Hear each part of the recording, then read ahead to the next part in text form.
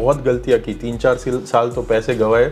और काफ़ी बार ऐसा होता था कि पहले ही दिन सैलरी पूरी उड़ जाती थी, वो जोश जोश में काफ़ी सारे पैसे गंवा देते। तो रादर देन दैट एक अंडरस्टैंडिंग होना बहुत इंपॉर्टेंट है। आपको अगर कंपाउंड करना है पैसा तो उसके लिए पैसा चाहिए, राइट? तो अगर आपके पास कैपिटल है तो ही वो कंपाउंडिंग आपके फेवर में वर्क करेगा। और फिर फुल टाइम आप कर रहे हो तो आप पूरे दिन वही चीज़ में एक्टिव रहोगे, तो it will give you so much of frustration if things doesn't work out. The first point is कि आपको समझना है कि क्या चीज़ आपको रेजोनेट करती है as a person, because it is more about us than the market या मेथड। अल्टीमेटली अर्निंग्स जो है वो होली ग्रेल है इन्वेस्टिंग का या फंडामेंटल्स का। वो बेसिकली मार्केट रिग्रेट मशीन है। आप कुछ भी कर लो, मार्केट में रिग्रेट होने ही वाला है, राइट? जब तक आप प्रॉफिट बना रहे हो तब तक कोई टेंशन नहीं है। सी the same process is important, stock कौन सा है वो इंपॉर्टेंट नहीं। जब आपका वही सोल सोर्स है ना, तब आप रिवेंज ट्रेडिंग करोगे। आप मार्केट को जहाँ पे ट्रेड नहीं मिल रहा है वहाँ भी पुश करोगे, जहाँ पे इन्वेस्टमेंट आइडिया नहीं है, वो इन्वेस्टेबल कंपनी नहीं है, वहाँ भी आप पैसा लगाओगे और उससे गलतियाँ और बढ़ेगी। नमस्ते दोस्तों, मैं विजय ठक्कर और आप लोगों का सबका स्वागत है हमारे एक नए मास्टर्स इन वन के पॉडकास्ट में। अभी आज का जो हमारा पॉडकास्ट है ना, ये बहुत ही ज़्यादा स्पेशल होने वाला है, क्योंकि आज तक हमने हमारे पॉडकास्ट के अंदर ऑप्शन बाइंग के बारे में सीखा है, ऑप्शन सेलिंग के बारे में सीखा है। हम लोगों ने ये सीखा है कि प्राइस एक्शन और टेक्निकल एनालिसिस को लेके कैसे हम लोग एक अच्छे मल्टीबैगर को स्टॉक को ढूंढ सकते हैं। हम लोग ने ये भी देखा है कि हम लोग इन्वेस्टिंग के साथ हमारी वेल्थ क्रिएशन कैसे कर सकते हैं। बट आज का पॉडकास्ट इसलिए स्पेशल है ना, क्योंकि यहाँ पे टेक्निकल और फंडामेंटल्स दोनों का यूज होने वाला है। आज जो हमारे गेस्ट है मिस्टर विवेक मिश्रानी, ये टेक्निकल प्लस फंडामेंटल्स दोनों को यूज करते हैं एक मल्टीबैगर स्टॉक की रैली में फायदा लेने के लिए। और आज के ये वीडियो में उन्होंने हमारे साथ ये अपनी पूरी स्ट्रैटेजी शेयर की है। तो आज हम लोग यहाँ पे ये एक नई चीज सीखने वाले हैं कि टेक्नो फंडा के बेसिस पे हम लोग कैसे अच्छे रिटर्न्स कमा सकते हैं। तो चलिए फिर हम लोग हमारे वीडियो में जाते हैं। और मैं आप लोगों को यहाँ पे सिर्फ एक रिक्वेस्ट करना चाहता हूँ कि वीडियो में कहीं कहीं पे थोड़े बहुत साउंड की इशू हुई है, ज़्यादा नहीं है, बहुत ही थोड़ी इशू है, तो वो आप संभाल लेना। उसके लिए मैं अभी से ही आप लोगों से माफ़ी मांगता हूँ।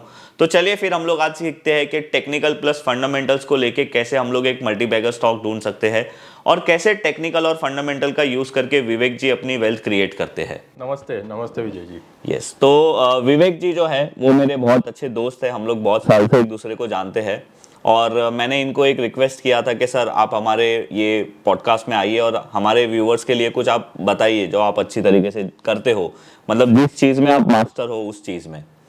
तो विवेक जी बहुत अच्छे थे, उन्होंने मुझे हाँ बोला और हम लोग अभी यहाँ पे आपके लिए कुछ चीज़ अच्छी बना रहे हैं। तो अभी विवेक जी, हम मार्केट के बारे में तो मैं आपसे पूछूंगा ही कि आप किस तरीके से काम करते हो, क्या करते हो, बट मुझे ऐसा लगता है कि बहुत सारे लोगों को आपकी जर्नी के बारे में नहीं पता है। तो सर मैं भी जानना चाहता हूं और हमारे व्यूअर्स भी जानना चाहते हैं कि आप मार्केट में कैसे आए।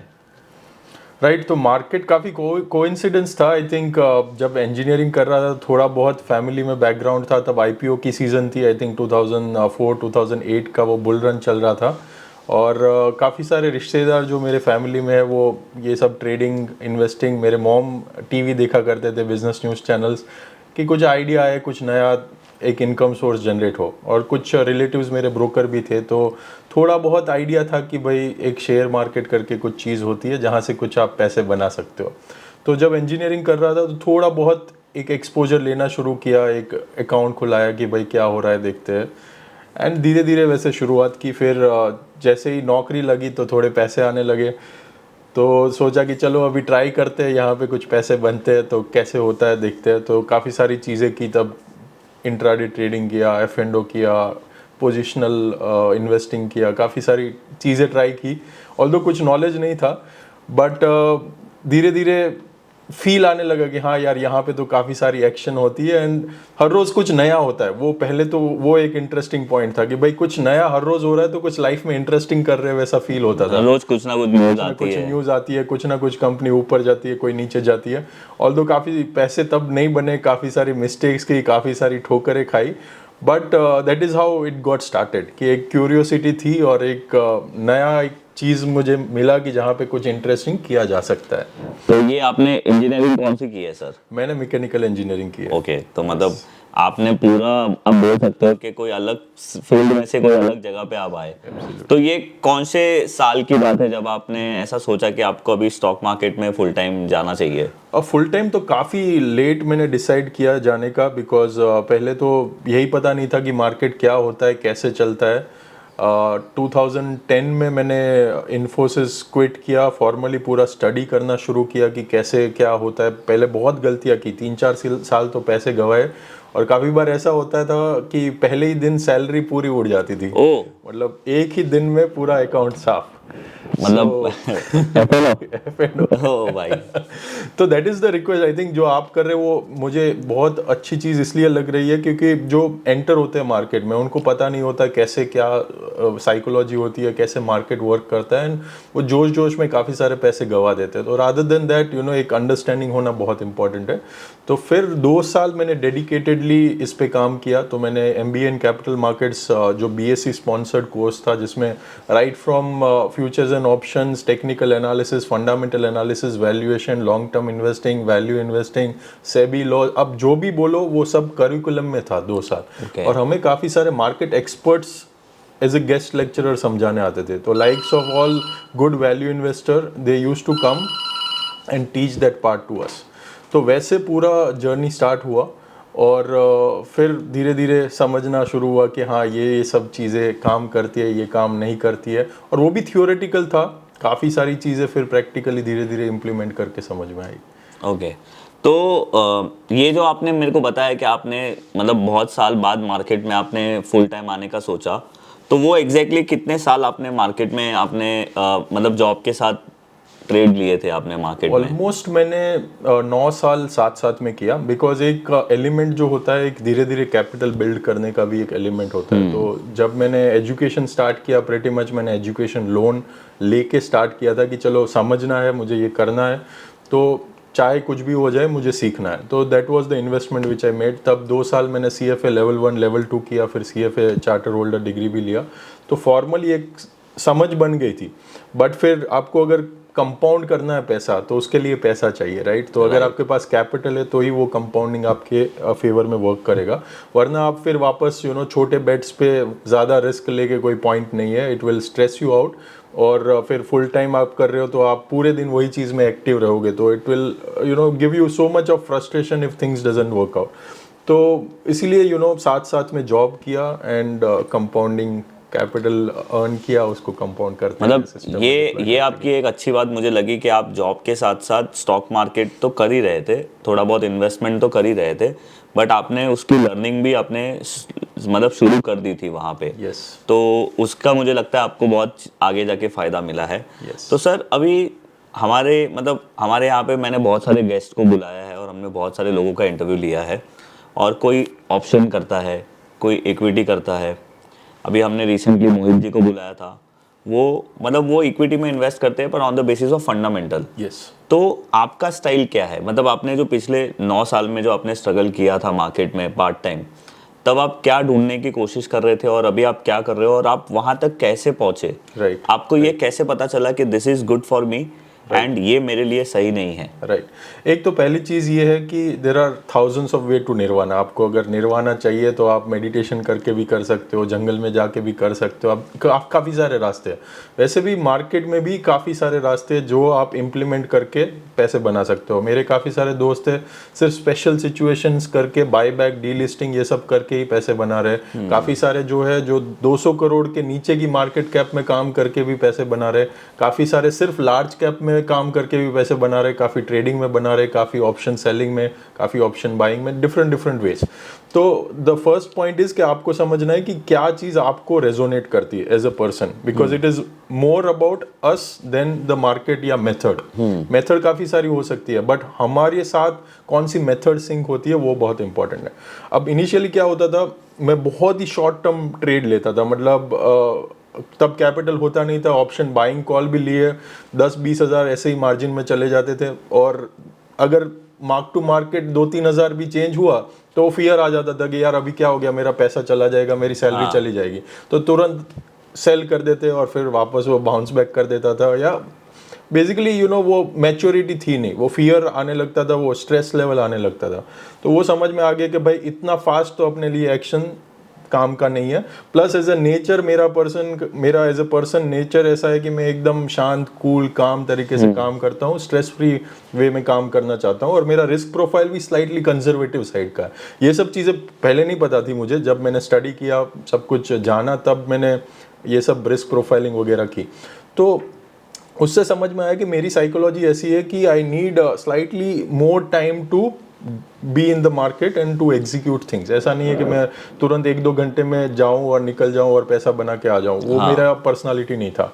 दूसरा चीज़ मुझे ये समझ में आया कि इनिशियली जब मैं करता था तो न्यूज़ चैनल में जो भी कुछ न्यूज़ आ रही है मैं देखता था कि चलो यार ये जी का कुछ पॉजिटिव अनाउंसमेंट आया, चलो बाई कर लेते हैं, इसका कुछ नेगेटिव अनाउंसमेंट आया, इसको शॉर्ट कर देते हैं। बट फिर बाद में पता चला कि यार मैं जब टीवी पे देखता हूँ उसके पहले तो काफ़ी सारे लोग को ऑलरेडी पता है, और जब तक वो ऊपर जा रहा है उसके पहले तो काफी सारे लोग ने ऑलरेडी एंटर कर चुके हैं। और हम लोग टीवी पे देखते हैं तो बहुत करोड़ लोग देख भी रहे हैं, तो मतलब दिस न्यूज़ इज नॉट, काफी सारे आल्गो प्ले कर रहे हैं और हम जब तक पंच कर रहे हैं उतने ही टाइम में करोड़ों लोगों ने बाई कर लिया होगा, तो देयर इज नो एज।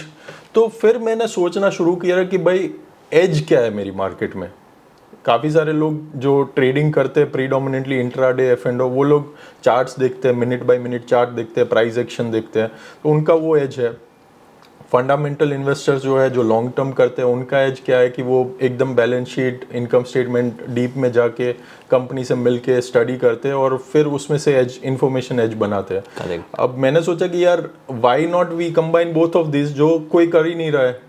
तो मेरे ट्रेडर फ्रेंड्स से मैं सीखा कि भाई ये प्राइस वॉल्यूम एक्शन अच्छी चीज़ है, वहाँ पे आपको काफ़ी लीडिंग इंडिकेटर मिल रहा है, आप न्यूज़ के पहले आपको समझ में आ जाता है कि ये कंपनी में कुछ हो रहा है, तो why not to use that as. और उसको लॉन्ग टर्म में यूज़ करो, स्लाइटली पोजिशनल में यूज़ करो, जहाँ पे कोई फंडामेंटल वाला टेक्निकल देख ही नहीं रहा है। अच्छा, तो एक बैलेंस दोनों के बीच में मैंने क्रिएट किया कि हाँ दोनों चीज़ मुझे समझ में आती है, मैंने फॉर्मली स्टडी की है, तो उसको अप्लाई क्यों नहीं किया जाए। करेक्ट। तो वो थॉट प्रोसेस था विच आई कॉल टेक्नोफंडा सिस्टम। तो टेक्निकल और फंडामेंटल को ब्लेंड करके, और एक कन्विक्शन भी आता है। सी शॉर्ट टर्म आप जब करते हो आपको कोई फर्क नहीं पड़ता कि भाई वो कंपनी क्या नया केपेक्स कर रही है या कौन सा नया प्रोडक्ट लॉन्च कर रही है, बिकॉज आप 10 बजे एंटर हुए, आपको 1 बजे निकल जाना है। करेक्ट। बट अगर आप 6 महीने रखते हो तो ऑल्दो आपको पता है कि प्राइस एक्शन है, ये कंपनी में कुछ हो रहा है, बट जब आपको पता चले कि ये कंपनी बहुत स्ट्रांग है, इसका मैनेजमेंट एग्जीक्यूट अच्छा करता है, इसका मार्जिन प्रोफाइल काफ़ी तगड़ा है, तो वो फंडामेंटल नॉलेज आपको पोजीशन में स्टे करने के लिए काफ़ी कन्विक्शन देता है। तो उसी रीज़न से ये ब्लेंडिंग मेरे लिए एटलीस्ट काफ़ी अच्छा साबित हुआ। और प्लस एक मुझे जो मेंटल पीस चाहिए था, थोड़ा सा रिलैक्स वे में जो लॉन्गर टाइम फ्रेम मुझे इन्वेस्ट करना था, वो मुझे मिल गया उससे। तो आप रोज काम करते हो मार्केट में, मतलब रोज मैं देखता हूँ कि क्या हो रहा है, बट ऐसा ज़रूरी नहीं है कि हर रोज़ मैं कुछ ना कुछ कर रहा हूँ। ओके। तो सर हमारे व्यूअर्स के मन में ये बहुत क्वेश्चन होता है कि मार्केट में रोज काम करना ज़रूरी है, अगर रोज काम नहीं करेंगे तो पैसा नहीं बनता है या कम पैसा बनेगा, ये बात सच है क्या? नहीं, ऐसा ज़रूरी नहीं है। आई थिंक मेरे काफ़ी सारे ट्रेडिंग में भी इनफैक्ट फ्रेंड्स है जो सिर्फ वीकली चार्ट्स पे काम करते हैं, उसको डेली 15 मिनट चार्ट से कोई फ़र्क ही नहीं पड़ता, मल्टी टाइम फ्रेम वो देखते हैं, बट उनको सिर्फ वीकली बेसिस पे काम करना है। और अगर आप सही से उसमें भी काम करें, it's all about risk reward ultimately, right? कि आप पैसा कितना रिस्क कर रहे हो, कि 2% रिस्क करके 10% बना रहे हो कि 10% रिस्क करके 50% बना रहे हो। Ultimately that is what it matters. अगर आप वो रिपीटेडली बार बार कर सकते हो, कोई भी टाइम फ्रेम में आपका पैसा बनेगा, राइट? तो जो बड़े बड़े इन्वेस्टर है जो 10 साल रखते थे, वो भी बड़ा रिस्क रिवॉर्ड खेलते थे कि भाई टाइटन ले लिया, वो 10x हो गया, बट वो रिस्क पूरा 100% लिया कि भाई डाउन साइड में वो बेचते नहीं थे। बट वो 10 साल में वो उसने बनाया। आप वो सेम रिस्क रिवॉर्ड छोटी टाइम फ्रेम में कर दो, आप अल्ट्रा शॉर्ट टाइम फ्रेम में कर रहे हो तो वो और रिस्क रिवॉर्ड छोटा हो जाएगा। बट अल्टीमेटली इट्स अबाउट कि एक एज बना ली, एक रिस्क रिवॉर्ड आपने मेंटेन कर लिया, और फिर आप विन रेट 40-50% भी रखो, एज फार एज आपका रिस्क रिवॉर्ड ज्यादा है, you will always win the game. And इसमें किसी के साथ कंपटीशन नहीं है ना, बाजू वाला 50% बना रहा है, कोई 100% बना रहा है, उससे कोई फर्क नहीं पड़ता। आपका टारगेट है सपोज 25% कंपाउंड करना है, आप जो भी कर रहे हो, जॉब कर रहे हो या बिजनेस कर रहे हो, आपके पास टाइम नहीं है, आपको वो 25% कंपाउंडिंग भी होता है तो मोर देन सफिशिएंट, आपको किसी से वो कंपेयर करने की भी जरूरत नहीं है। 25% भी बहुत बड़ा है सर, बहुत बड़ा है। 3 साल में डबल हो जाता है कैपिटल। 3 साल में डबल हो जाता है। तो पर क्या है ना सर, लोगों को 25% नहीं, 25 दिन में पैसा डबल करना है। यस, प्रॉब्लम वही है, और वही मैंने बहुत हार्ड वे में सीखा। जब स्टार्ट किया तो मुझे भी ऐसा ही था कि सैलरी ये 25,000 की आ रही है, नेक्स्ट महीने वो 50,000 हो जानी चाहिए थी, बट वो होता था उल्टा, 25,000 का जीरो हो जाता था। बहुत सारे लोग हैं ना, मैंने ये चीज़ बहुत बार अपने चैनल पे डिस्कस की है, बहुत सारे लोग हैं ना, कुछ लोगों को देख के इंस्पायर हो जाते हैं कि भाई वो रोज 1 लाख कमा रहा है, 2 लाख कमा रहा है, 3 लाख कमा रहा है, और वो इंट्राडे कर रहा है, स्कैल्पिंग कर रहा है, तो मैं ऐसा नहीं बोलूँगा जो कर रहा है वो गलत है।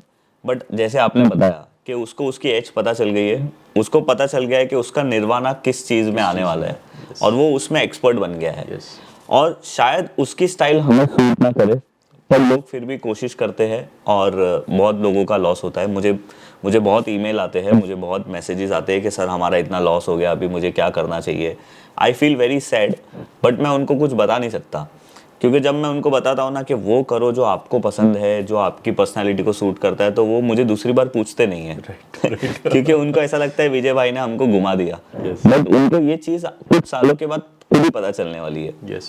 तो ये बात बहुत अच्छी है सर। नहीं, उसीलिए जो आप ये चीज़ कर रहे हैं कि रादर देन कि कौन सा स्टॉक चलने वाला है, ये स्टाइल सीधा रेप्लिकेट कर लो, it is important to understand the thought process कि भाई वो जर्नी क्या है, वो थॉट प्रोसेस क्या है, because all of us have evolved. जो भी वहां तक पहुंचे, कोई ओवरनाइट कोई भी नहीं पहुंचता, राइट? धीरे धीरे वो इम्प्रोवाइजेशन, रिफाइनमेंट होता है, और आफ्टर फ्यू इयर्स वो स्टेज तक पहुंचे, और उसमें भी काफ़ी सारी चीज़ें ट्रायल एरर की होती है, कुछ चली होती है, कुछ नहीं चली होती है।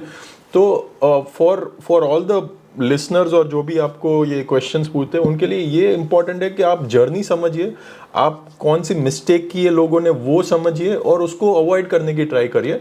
And you can do trial and error with a smaller capital, but ऐसा नहीं है कि वो कर रहा है वो आपके लिए 100% वर्क करेगा। वो एक बहुत इंपॉर्टेंट माइंडसेट डेवलप करने की ज़रूरत है। और ऐसे आप जो भी ये सब चीज़ें कर रहे हैं, उससे I think hopefully they will get that idea. ये हमारा पॉडकास्ट सीरीज भी हमने उस थॉट पे बनाया है कि मास्टर्स इन वन, कि भाई हम ऐसे लोगों से मिलते हैं जो अपने फील्ड में या अपने काम में मास्टर है। तो जैसे कोई ऑप्शन है, कोई फ्यूचर है, कोई इक्विटी है, कोई फंडामेंटल है। तो सर अभी आपको क्या लगता है कि अगर मतलब किसी को ये पता करना है कि उसका एज क्या है, या फिर उसको क्या सूट कर रहा है, for example long term equity या ट्रेडिंग, तो वो हम कैसे पता लगा सकते हैं? बेसिकली पता लगाने के लिए you need to know yourself, क्या आप कौन हो, मतलब आपका फर्स्ट टाइम कितना अवेलेबल है आपके पास रोज़ का। सपोज आपके पास से आधा घंटा ही अवेलेबल है हर रोज़ का, या फिर वीकली आप 2 घंटे ही फ्री होते हैं, या वीकेंड में ही फ्री होते हैं, आपका पूरे हफ्ते हेक्टिक रहता है, तो आप थोड़ा लॉन्ग टर्म पोजिशनल करिए। वीकेंड पे आप वीकली स्ट्रेटेजीज यूज़ करिए। अगर आपके पास हर रोज़ हाफ एन आवर है और हाफ एन आवर की विंडो फुल्ली फोकस्ड आप कर सकते हैं, स्कैल्पिंग करिए, कोई प्रॉब्लम नहीं है। या फिर आप थोड़ा बहुत जो भी ओवरनाइट पोजीशंस है वैसा वाला कुछ चीज़ करिए।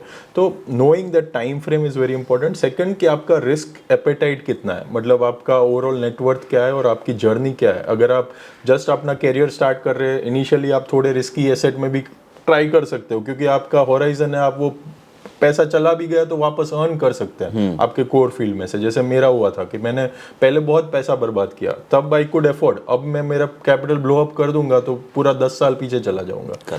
तो वो पूरा एक आपकी जर्नी कहाँ पे है, आप अपने लाइफ के प्रोफेशन में कहाँ पे हो, वो भी एक इंपॉर्टेंट चीज़ है। तीसरा एज ए माइंडसेट, मतलब आप किस में खुश हो रहे हो। अल्टीमेटली हम ये सब चीज़ें क्यों कर रहे हैं, एक तो पैसा क्यों बना रहे हैं अल्टीमेटली अपनी लाइफ जीने के लिए, और while we are doing this तब भी एक खुशी मिलनी चाहिए कि हाँ यार, आज मैंने ये रिसर्च किया, आज मैंने ये स्कैल्पिंग किया, या एफ&ओ किया, या पोजिशनल किया, या इन्वेस्टमेंट किया, मज़ा आ गया। At the end of the day that is important. Loss भी हुआ तो ठीक है, आपने प्रोसेस फॉलो किया, आपने कुछ नया सीखा और फिर लॉस किया, that is all fine. But एक वो पर्सनल फुलफिलमेंट भी आना चाहिए ना। एक फ्रिक्शन जब होगा कि भाई एक मैं सौदा कर रहा हूँ या ट्रेड कर रहा हूँ, तब मुझे काफ़ी सारा अंदर से फियर हो रहा है, काफ़ी फ्रिक्शन हो रहा है, मैं खाना ठीक से नहीं खा पा रहा हूँ, that is the sign that you are not for it.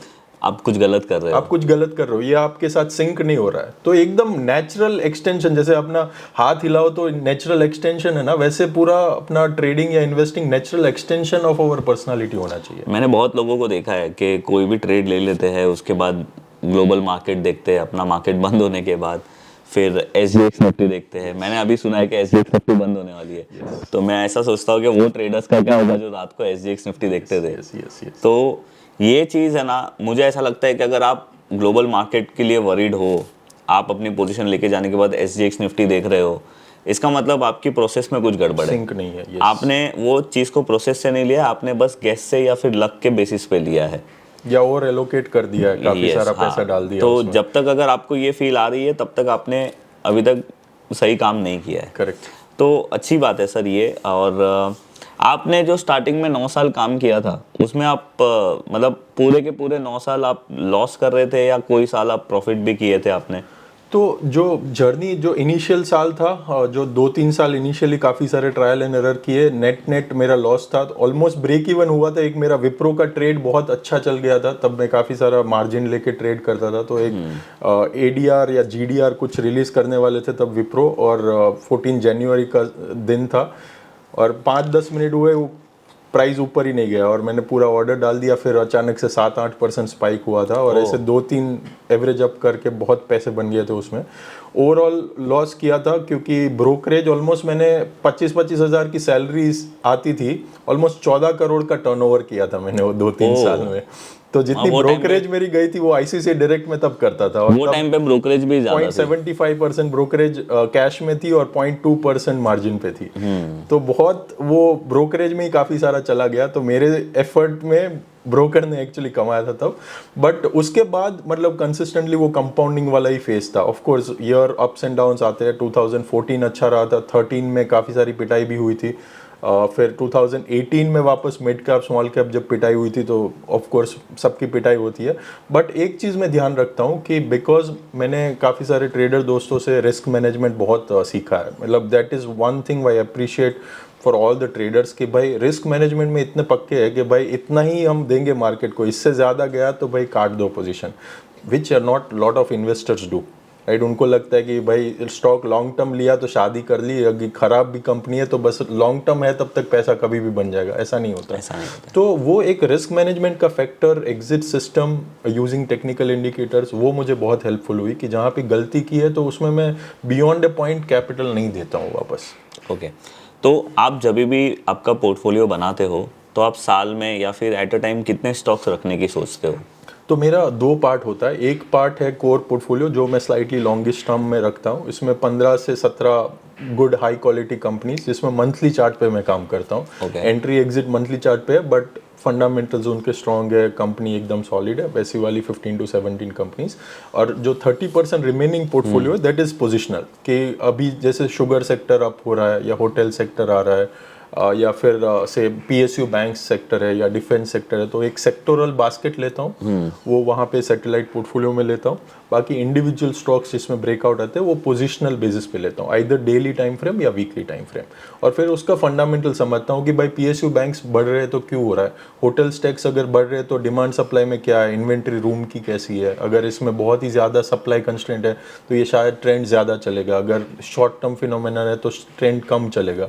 अगर मुझे पता है कि लॉन्ग टर्म ये चल सकता है, फंडामेंटल स्ट्रॉन्ग लग रहा है, सप्लाई बहुत कम है, रूम की इन्वेंट्री बहुत कम है, तो वीकली पे पोजीशन लो। अगर लग रहा है कि भाई एकदम टाइट सिचुएशन है, कुछ टेम्पररी न्यूज़ है, तो आप डेली पोजीशंस लो, डेली टाइम फ्रेम पे पोजीशन। तो आप मुझे ये बताइए कि आप स्टॉक सिलेक्ट कैसे करते हो, आपका ट्रेड प्लान कैसे करते हो, और फिर आपने जैसे बताया कि आप फंडामेंटल्स अगर कुछ भी देखते हो, तो कुछ बेसिक चीज़ अगर आप बताना चाहो हमारे व्यूअर्स को तो आप मेरे साथ वो शेयर करिए। तो मैं स्क्रीन पे थोड़ा शेयर करता हूँ ताकि है ना काफ़ी क्लैरिटी आए सब लोग को। सो ये प्राइस एक्शन टूल है, उसमें मैं सबसे पहले देखता हूँ कि हर रोज़ कौन सी कंपनीज है जो ट्रेंड में आ रही है। तो जैसे ये पेड सॉफ्टवेयर है? हाँ, ये पेड सॉफ्टवेयर है। ओके। और इसमें मैंने पहले लिस्ट पूरा देखता हूँ कि भाई कौन कौन सी कंपनी में ब्रेकआउट्स आए हैं, कौन सी कंपनीज न्यू 52 वीक हाई मार रही है। तो आपने ये कौन सी वेबसाइट बताई? rightwinners.com। rightwinners.com। और उसके अंदर क्या जाना है? सो बेसिकली वहाँ पे प्राइस एक्शन स्क्रीन है। Okay right. तो उसमें बेसिकली काफ़ी सारे स्टॉक्स जो डेली प्राइस एक्शन करते हैं एंड ऑफ द डे में आता है। तो ये इंट्राडे नहीं चलता है, ये end of the day data आता है। तो जो भी इसका OHLC डेटा होता है ये यहाँ पे फ्री हो जाता है, और कोई भी कंपनी में जहाँ पे प्राइस वॉल्यूम एक्शन आया है वो यहाँ पे आ जाता है। अब उसके बाद मैं क्या देखता हूँ कि भाई कौन से सेक्टर में एक्शन आती है। सो से फॉर एग्जांपल यहाँ पे हम देख रहे हैं काफ़ी सारी बिल्डिंग एंड हैवी प्रोजेक्ट्स में काफ़ी सारी कंपनीज में एक्शन आ रही है। ओके। से फॉर एग्जांपल काफ़ी सारी कॉमर्शियल बैंक्स में एक्शन आ रही है। ओके।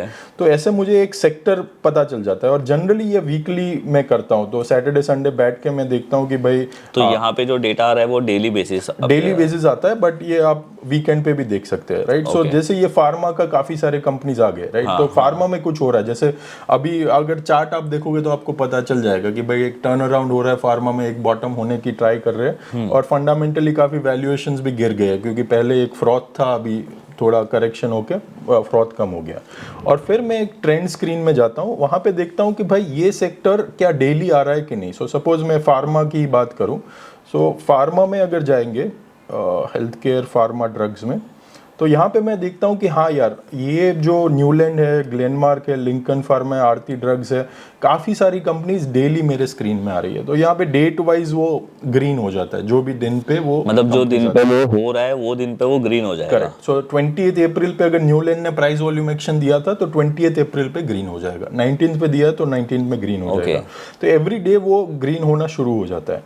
तो फिर नेक्स्ट प्रोसेस इज कि मैं एक या दो ऐसे सेक्टर पिक करता हूँ और उसमें से चार्ट देखना शुरू करता हूँ। तो अभी अगर समझो हम लोग अभी की सिचुएशन बात करें, तो अभी आपने जो पहला वाला जो अपने प्राइस एक्शन वॉल्यूम देखा, तो उसमें से आपने क्या सोचा कि कौन से सेक्टर पे हमें आगे जाना चाहिए? सो बेसिकली अभी जैसे लग रहा है एक पीएसयू बैंक्स और फार्मा दोनों हाईलाइटिंग सेक्टर लग रहे हैं। और फार्मा जस्ट हम डीपर जा रहे हैं कि जस्ट टू वेरीफाई कि हाँ ठीक ट्रेंड है कि जस्ट वन ऑफ एक्शन है। काफ़ी बार ये होता है कि भाई किसी ने टीवी पे बोल दिया या कोई जीएसटी कट हो गया कोई सेक्टर में, तो एक दिन सब कुछ फ्लाई करते नेक्स्ट डे फिर ब्रेक डाउन हो जाता है। तो यहाँ पे आइडिया यही है कि क्या कंसिस्टेंट है प्राइस वॉल्यूम एक्शन इसमें या नहीं।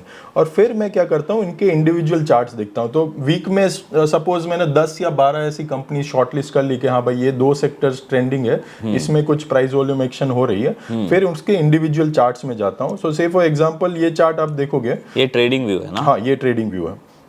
तो इसमें आप देखोगे कि यहाँ पे इसने काफी सारी प्राइस वॉल्यूम एक्शन दी है। और अभी ये पुल बैक कर रहा है और ये सपोर्ट पे ट्राई कर रहा है सपोर्ट लेने की। ये कौन सा टाइम फ्रेम का चार्ट है? ये डेली टाइम फ्रेम है। तो मैं जनरली डेली और वीकली देखता हूँ, उससे कम टाइम फ्रेम जनरली नहीं देखता हूँ।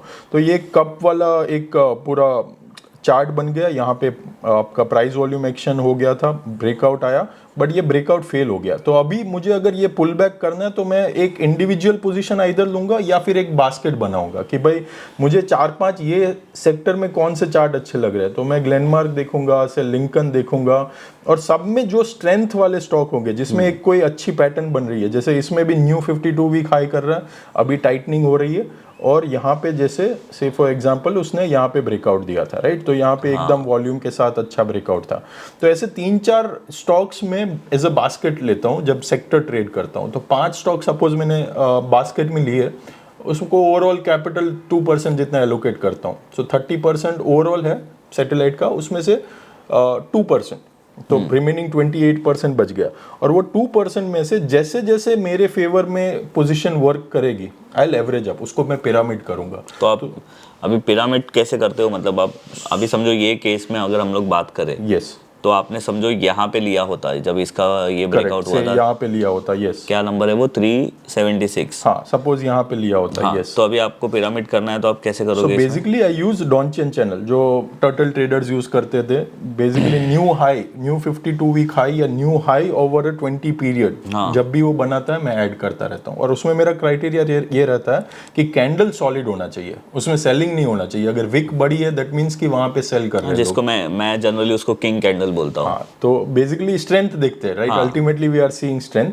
तो स्ट्रेंथ वाला कैंडल, से फॉर एग्जांपल कोई मैं पुराना चार्ट निकालता हूँ, से फॉर एग्जांपल मजडॉक मैंने ऐसे ही एक ट्रेड किया था थोड़े टाइम पहले। I just show you about that company. So उसमें सपोज कैसे हुआ होता है, just to see the end to end process. तो जैसे ये मजडॉक में अगस्त के आसपास पूरा डिफेंस सेक्टर तब ट्रेंड कर रहा था, जैसे जब फार्मा अभी कर रहा है, राइट।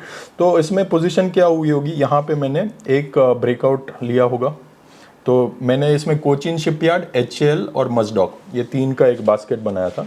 और वो 2% बास्केट में जो भी मूव होता है उसको मैं फिर ऐड करता रहता हूँ। तो विनर्स को आप ऐड करते हो, लूजर्स को आप जब तक एग्जिट नहीं आता तब तक आप ऐड नहीं करते हो। तो यहाँ पे से पोजीशन आया और मैं डेली टाइम फ्रेम में सपोज कर रहा हूँ, तो यहाँ पे मैंने एक ऐड कर दिया 0.5%। तो मेरा सपोज इसका पहले 0.75% एलोकेशन होगा तो 1.25 हो जाएगा। फिर एक यहाँ पे मैंने ऐड कर दिया राइट। तो ऐड करने का क्या था, आपने क्या बताया था? न्यू हाइस, तो जैसे आप डॉन्चियन चैनल करके एक इंडिकेटर आता है, तो उसमें जब ये ऊपर की तरफ टिल्ट करता है, दैट मीन्स कि वो नया हाई बना रहा है, राइट। जब भी Okay. ये ऊपर की तरफ टिल्ट करता है वो न्यू हाई फॉर्मेशन हो रही है। वैसे भी अभी तो ये ऑल टाइम हाई चार्ट जा रहा है यहाँ से टेरिटरी में, तो आपको वैसे ही पता चल जाता है नेकेड आई में। बट ये सारे इंडिकेटर्स तो फ्री है ना? ये सब फ्री इंडिकेटर्स है, इसमें कोई वो आपको ज़रूरत नहीं है। और ये टर्टल ट्रेडर्स बहुत फ्रीक्वेंटली यूज़ करते थे उनकी 4 वीक स्ट्रैटेजी में, बहुत छोटी टाइम फ्रेम में, बट मैं उसको थोड़ा लॉन्ग टर्म टाइम फ्रेम में यूज़ करता हूँ। और फिर जैसे यहाँ पे न्यू हाई किया, फिर यहाँ पे जैसे विक था तो उसको मैं अवॉइड करूँगा, ये विक्स वाला एरिया अवॉइड करूँगा। फिर यहाँ पे ऐड किया तो यहाँ पे ऑलमोस्ट मेरा फुल्ली 4 to 5% जितना एलोकेशन हो जाएगा। Okay. और फिर मैं उसको राइड करने देता हूँ, जब तक वो राइड होता है मैं उनको राइड करता हूँ। तो आपका एग्जिट क्राइटेरिया क्या होता है इसमें? सो एग्जिट में मैं मल्टीपल क्राइटेरिया यूज़ करता हूँ। अगर मुझे कंसोलिडेशन राइड करना है कि सपोज भाई बहुत स्ट्रॉन्ग स्टोरी है और थोड़ा टाइम करेक्शन हुआ 1-2 वीक का मुझे बने रहना, तो I use V stop, volatility stop. Okay. तो उसमें अगर वो वॉलिटिलिटी नीचे की तरफ आएगी तो मुझे एग्जिट देगा, कंसोलिडेशन में नहीं देगा। और जहाँ पे मुझे बहुत टाइट रखना है आई यूज़ पैराबोलिक एसआर। तो जैसे मैंने इसमें वो वी शॉप क्या है, वो कोई इंडिकेटर है? वी स्टॉप इंडिकेटर है, it is ATR based indicator, और कुछ नहीं है। तो एटीआर काफ़ी सारे ट्रेडर लोग यूज़ करते ही है। तो volatility stop is a derivative of ATR. तो इसमें एक्चुअली एटीआर का मल्टीपल भी आता है कि आपको एटीआर का कितना मल्टीप्लायर रखना है। बेसिकली वो क्या करता है इन अ सिंपल वे कि आपका एक रेंज कितना है वो स्टॉक का मूवमेंट का, राइट। कि भाई मेरा स्टॉक वॉलेटाइल है, 5-6% इजीली मूव हो सकता है, तो आप 2 टाइम्स एटीआर लगाया तो जब तक वो 12% फटाक से झटका नहीं मारेगा तब तक आपको वो एग्जिट नहीं करेगा, बिकॉज 5% 6% तो उसकी नॉर्मल वॉलिटिलिटी है। उसमें आप निकलोगे तो वो तो फिर आप नॉर्मल वॉलिटिलिटी में वापस ऊपर भी जा सकता है। हाँ। तो वैसे इसमें बेसिकली मैं वी स्टॉप लगा के भी करता हूँ। तो जैसे आप यहाँ पे देखोगे, मैं इसको थोड़ा सा डार्क कर देता हूँ ताकि समझ में आए, जस्ट ए सेकेंड। सो इसको मैं थोड़ा सा हल्का सा डार्क कर देता हूँ। हाँ, सो अभी आप देखोगे तो यहाँ तक मुझे एग्जिट आई नहीं थी, राइट। तो मैं ये पूरा ट्रेंड यहाँ से आप जैसे 336 से लेके 855 वन वे ट्रेंड, कोई एग्जिट के बिना, राइट। तो ऐसे आप, जो आपका पहले क्वेश्चन था, राइट, कि आप लॉन्ग टर्म में भी क्या कमा सकते हो या पोजिशनल में ही कमा सकते हो या इंट्राडे में भी कमा सकते हो, this is the answer to that, right. कि आपने सही अगर ट्रेंड पकड़ा तो easily, like from a breakout 339 से अगर आप सिंपल ये में भी यूज करते हो, राइट, आपको यहाँ पे एग्जिट मिला ऑलमोस्ट लाइक अराउंड 850 रुपीज। ये कौन सा ईए में है? ये 21 ईए में है। Okay. But that again it's as per risk appetite. आपको है कि भाई थोड़ा और कंजर्वेटिव रहना है तो आप टाइटन कर दीजिए, अगर लगता है तो रिस्क लेना है तो थोड़ा लूज कर दीजिए, that is again based on risk. तो द पॉइंट इज कि जब ट्रेंड आपके फेवर में होता है, जब सेक्टर टेलविंड्स आपके फेवर में होते हैं, जब गवर्नमेंट ऑर्डर्स काफ़ी तब डिफेंस को आने लगे थे, तब पीएलआई स्कीम आई थी और फिर काफ़ी सारे टेंडर्स खुल रहे थे, तो वो फंडामेंटल रीजन था। अब मुझे पता है कि यार करोड़ों के ऑर्डर्स आ रहे हैं, तो शायद मुझे अगर कन्विक्शन है तो मैं वीकली पे भी राइड करूंगा इसको। करेक्ट। तो that also you can do, like आप वीकली पे करो तो और क्लीनर स्ट्रक्चर हो जाता है इसका। तो इसमें आप देखोगे जो भी वीकली चार्ट पे वो टाइम फ्रेम में एकदम क्लीन आपको अपस्विंग मिला था। मेरे को तो लगता है 3-4 महीना तो ये ऊपर ही था। हाँ, मतलब इसमें कोई नीचे ड्रॉडाउन आया ही नहीं था। मैंने आपका एक वो फैक्ट वाला देखा था ट्रेड। फैक्ट का भी ऐसे ही हुआ था। तो फैक्ट ऑलमोस्ट पीएसयू और फैक्ट ऑलमोस्ट नवंबर दिसंबर में स्टार्ट हुए थे। हाँ। तो उसमें भी आप देखोगे तो एक one way almost 2x move आया था। अरे बाप रे, ये क्या है? हाँ, इतना? Yes yes yes. तो ये यहाँ पे ब्रेकआउट आया था इसका दिसंबर में। क्या लेवल पे ब्रेकआउट था ये अराउंड 154 पे ब्रेकआउट। और जो आपका कैंडल आप चाहते हो वैसा ही कुछ था? हाँ, ये breakout perfect picture perfect breakout था एक्चुअली। और वॉल्यूम भी अच्छे हुए थे। वॉल्यूम भी अच्छा था और इसने ऑलमोस्ट मतलब 320 रुपए के आसपास आपको एग्जिट दिया। तो 150 से 300 like 2x in like less than 20 days था ये। तो और ये एकदम वन वे स्मूथ ट्रेंड था। ये तो वही हो गया, डबल हो गया 21 दिन में पैसा। Yes yes yes. और काफी बार अगर आपको वॉलिटिलिटी आ भी जाती है, सपोज यहाँ पे आपका ये डाउन सर्किट आई और आपका कन्विक्शन नहीं है, यहाँ आप निकल भी गए तो भी क्या है, मतलब अराउंड 150 से अगर 250 आप 6 दिन में राइड कर सकते हो। इवन दो आपने पूरा कैपिटल ऐड नहीं कर पाया, ऐसे 5% की जगह में 3% ही एलोकेट कर पाया, फिर भी ऐसी 6-7 कंपनीज भी आपको साल में मिल जाती है, दैट डज द जॉब। मतलब तो इसका कोई फंडामेंटल न्यूज़ भी था क्या ये कंपनी? हाँ, तो इसका पूरा रूमर था एक्चुअली कि बजट में फर्टिलाइजर सेक्टर में कुछ होने वाला है, हाँ, बट एक्चुअली हुआ नहीं था, इसीलिए ये पूरा एक्चुअली फॉल बाद में ड्रास्टिक हुआ। मतलब जो एक्सपेक्टेशन, अच्छा, मतलब इससे ये चीज प्रूव होती है, market discount everything. Discounts everything, और इसीलिए रिस्क मैनेजमेंट बहुत इंपॉर्टेंट है। आप सोचोगे कि यार बजट में होने ही वाला है, मैं फरवरी तक वेट करता हूँ, तो जितना भी पैसा बनाएगा वो भी जाएगा। मतलब और किसी को पहले ही पता चल गया था कि कुछ नहीं आने वाला है, तो सेलिंग चालू हो गई थी इसमें। यस यस, और अभी ये फिर से मेरे ख्याल से अपने फिर से हाई थोड़ा को सा ब्रेक कर अपमूव रहा है। आया है और अभी टाइटनिंग हो रही है। तो सर एक मेरे को क्वेश्चन है, इसका जो फर्स्ट ब्रेकआउट हुआ था, आप वहां पे एक इसका ये वीकली टाइम फ्रेम है? ये डेली टाइम आप वीकली टाइम फ्रेम करिए ना। मेरा क्वेश्चन जो है वो मेरे को आपको इसलिए पूछना है यस क्योंकि वो मेरा पर्सनल डाउट है। यस। अभी देखो, इसका वीकली टाइम फ्रेम में अगर हम देखें तो इसका ब्रेकआउट कभी हुआ था? यहाँ पे ये लेवल पर Yes. कितने साल बाद हुआ था? हाँ, मतलब काफी सारे महीनों के बाद हुआ था एक्चुअली। हाँ, तो वो क्या था वो, अगर हम हाँ, देख 1.5 ईयर का नहीं time और frame था। पीछे, हाँ, आई थिंक 5-6 अगर साल आप में इसको पहली आपको बार इतना। मंथली करना पड़ेगा इसके लिए। यस मतलब मैं आपको जो क्वेश्चन पूछ रहा हूँ ना, वो देखो क्या है। यस, 2000 तक तो है, काफी ओके, है तो इसमें data। इसमें मेरा क्वेश्चन ये था कि इसका सबसे बड़ा मेजर ब्रेकआउट ये लेवल पे हुआ था जो आप बता रहे हो 154। करेक्ट। ठीक है, तो एक बार उसने, अभी आप ये सारे जो आपने ड्राइंग्स किए ना वो हटा दीजिए इसमें से। यस ओके, वापस से जूम करिए। तो इसका मेजर ब्रेकआउट हुआ था 146 के आसपास, करेक्ट। और उसके बाद इसने एक अच्छी रैली दे दी, यस और ये स्टॉक अभी एक वापस से ब्रेकआउट दे रहा है। करेक्ट। तो क्या ये ब्रेकआउट, अगर ये हुआ तो ये ब्रेकआउट भी उतना पावरफुल हो सकता है?